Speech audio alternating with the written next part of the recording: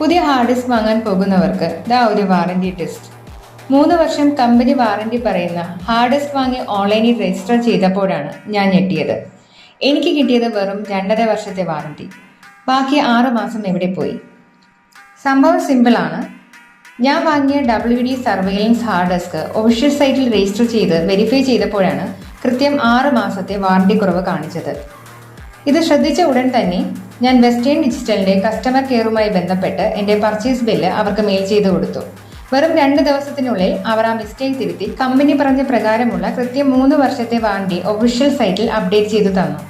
അതുകൊണ്ട് സുഹൃത്തുക്കളെ, നിങ്ങൾ ഏത് ബ്രാൻഡ് ഹാർഡ് ഡിസ്ക് വാങ്ങിയാലും ഓൺലൈനിൽ വാറന്റി രജിസ്റ്റർ ചെയ്ത് ചെക്ക് ചെയ്യാൻ മറക്കരുത്. ഓൺലൈനിൽ വാങ്ങിയാലും കടയിൽ നിന്ന് വാങ്ങിയാലും നിങ്ങളുടെ പർച്ചേസ് ഇൻവോയ്സ് എപ്പോഴും സൂക്ഷിക്കുക. നിങ്ങൾക്ക് ഇതുപോലെ എപ്പോഴെങ്കിലും വാറന്റി കുറഞ്ഞു കിട്ടിയ അനുഭവം ഉണ്ടായിട്ടുണ്ടോ? ഉണ്ടെങ്കിൽ താഴെ കമന്റ് ചെയ്യൂ. ഒപ്പം ചാനൽ സബ്സ്ക്രൈബ് ചെയ്യാനും മറക്കല്ലേ.